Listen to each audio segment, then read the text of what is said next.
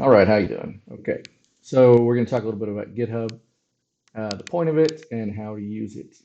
And once you start using it, it becomes second nature. Kind of, you're going to go the flow every time you want to upload some changes. So as you can see here, this is what you get when you get to GitHub. If you log in to your account, well, that's the same thing, but it's going to look similar to this. You're going to have a new button. So new is how you're going to make a new repository. So the point is to have your code in one space where everyone has access to it and they can make a branch off of your main code tree, if you will, and do some changes and then submit that back to the branch, which is called a pull request, which we'll get to that. That way, all people can work on the code, while everyone can work the code at the same time, kind of thing. More can get done that way, and it can be better organized. Yep. So we'll just go into this. So I don't know if you've made the new repository yet, but if not, this is basically how you do it. Click the new button. You have to give it a name. So for you guys, you can call it like 2023 robot or whatever it is. And then you can give a little description if you want, like this is our code for our robot. And then you can come down here and make it public or private. Private is probably, you might need private, but basically nobody outside can see it if they were to put in the URL to where the code is. And you would have to explicitly say who you want to come and see it. If it's public, anybody can clone it onto their own machine, but they couldn't mess with your main code unless you let them merge it in. So I'm just gonna leave this public for now. I suggest click add a README because this is just a file that you can kind of put a description in, and you can put pictures and things just about whatever this project is about. And that's probably all you need for now. You can hit create, and then this creates your repository. So this is where your code is going to be once you actually put it on here. Dylan went ahead and had you guys get GitHub Desktop, which is just a UI user interface to interact with github.com. So github.com is going to be your remote repository because it's not local, it's remote. GitHub Desktop is going to be your local repository. And it's just in a file, and I'll show you that in a second. But once you make a repository on github.com, then you want to go to your GitHub Desktop, and you're going to go over here to this little drop-down arrow. I'm on a Mac, by the way, so on Windows, the arrow might be in a little bit different spot, but it's very similar. And you go to add, and then you're going to go to clone repository because we're getting that remote repository on our local branch, our local machine, our computer. Okay, so we're going to clone. If you stick to the github.com one, this is going to be the repositories in your github.com. Okay, if you have your own github.com account and you're trying to get somebody else's stuff, then you can use the URL, which if you do that, then if you go to github.com right here in this little code box, it has this URL right here. So you can copy this and put it in over there. Since this was my own, then on github.com, if I click the little refresh button, you can see right here, 2023 robot, right? So that's going to get the code that's on there, which right now is just that README file, and put it in a folder at this path right here on my machine. So normally it's documents, GitHub, and then whatever you named it. You can change it, but I would recommend just leaving it there. That's kind of the standard flow. So yeah, once we got it clicked, it puts it there. So we can hit clone, and then it's going to clone it. So now you can see your current repository up here is 2023 robot, and then you have the main branch. Okay. So if I now go to my VS Code, or In your case, I guess it'd be your Android Studio. Whatever editor you're using, you can do this. Let me close this folder here. Okay, so you'll have an open, nothing open. So if I go to open folder and I navigate to documents, GitHub, then inside you can see what's in here. So here's my 2023 robot. And again, that's going to match to the place that it put it here. So you can see in that little address bar. Oh, it's going away, but 2023 or GitHub 2023 robot. So then I would just click on the folder. Don't go into the folder, just on the folder and hit open. And then I'm going to have all the code from that repository right here. So the first thing to do would be to make that repository so then we can put the code that you guys have in that repository.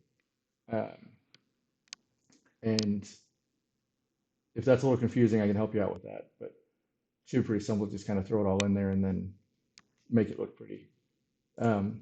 So cool. So now let's say we've got the code, or we've got the repository made. We got it on our local machine. So now we're going to make some changes to it, and I'll show you how to actually push that up to the remote branch onto github.com. So here I'm just going to make a new file. I'll just make it an HTML file. Since I'm a web guy. And I'll say, hey, I am an HTML file. Which this is not really an HTML file. Let me do this the right way. Okay, HTML file. Put you here.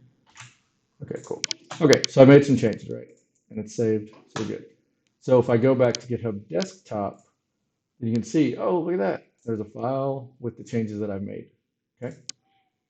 So when I'm ready to submit these changes, then I can come down here to the bottom where it says commit to main. So main is the branch. You'll notice current branch main right here. So it suggests a title here, is create index.html. That's cool. I'm going to leave that.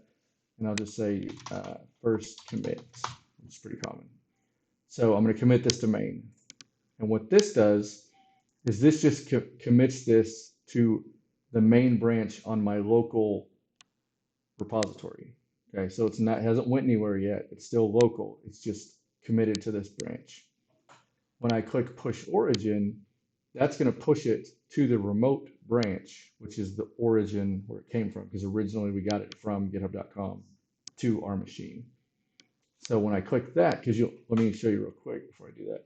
If I go back to github.com, you'll see in our folder structure, right now we still just see the main branch for the remote. We still just have the README. We don't have anything else. So as soon as I go to github.com and I click push to origin, once it's done, then you'll notice it's gone from here when we did the commit, but it's gone from here, right? So we go back to github.com and we refresh, and there it is. There's our index.html file. Okay, cool. So that's the basics of how to get it started, get it on github.com. github.com, make your repository. GitHub Desktop, clone it down to your local machine. Open up your text editor. You'll navigate to it. I'll show you that again. So open folder, and you'll go documents, GitHub, sorry, and then whatever the project is, just this outer folder, and then you'll open. So once we get your code on there, then what we're going to want to do is instead of working on that main branch on github.com or GitHub Desktop, sorry, you're going to create a new branch. So let's say that I'm just working on the April tags, right? So I'd go in here and make a new branch off of the main branch, which once you click new branch, it's going to ask you, well, if there was more than one branch, but there's only main, so it's fine.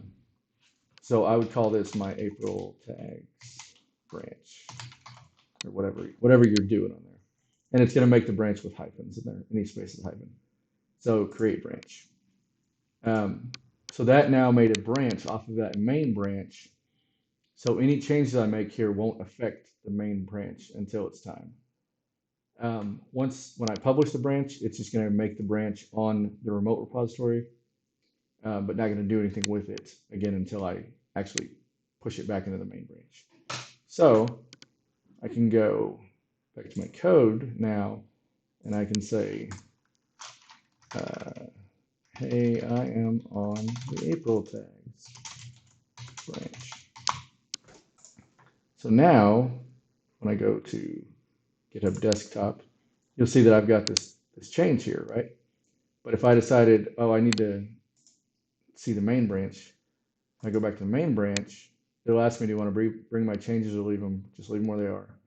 Switch branch. So those changes are not on this branch. And you can look in the history and see what's actually been on there. Or you can actually go to github.com and see that there's only one branch because we did not push that branch. And it's just got those original changes we made. So if we go back to our April tags branch, you'll see that there's a stash which has our changes that we were making. So we can restore this, and now we can commit this. So we'll call it April tags update. We can commit this branch or this change to the April tags branch. Okay. So we'll commit this, and then so it's committed to this branch. Now we're going to go ahead and publish this branch on github.com. So we'll publish. And so now if we go to github.com, we refresh, then you'll see here we now have two branches, April tag and main branch. Okay. So let's say, okay, cool. We want to go ahead and, whoever's in charge said, hey, okay, this is good. I like this change. I want to go ahead and put it in to my branch. Then what would happen on GitHub, we would go back to our main page here, and it would say, oh, there's a branch that has push changes. Do you want to commit, compare it, and do a pull request? Pull request is a request to pull those changes into the main branch, pull request. So we'll hit compare and pull. And so this is going to tell us if we hit nothing. Okay, so it's going to tell us if there are any conflicts in the two branches. So let's say that I was working on something and it was similar, or it overlapped with somebody else was working on. Then there might be a conflict there. So it would let us know. If not, it says we're good to go. So we can create a pull request. So when we hit that, it's going to give us this here. And so what we can do is look down. We can look at the changes. We go to files changed. We can see what was changed. So it was changed from this line to this line. And then under conversation, it's going to do that check that I mentioned to make sure there's no conflicts. And if it's all good, you can click merge. And it's going to ask you to confirm it. You confirm it. And now pull request is merged. So you can get rid of that branch if you want to. But if we go back to the code now, to the main, then you will see, because you see it's the main branch right here, and you will see that it has been changed to I am April tags branch.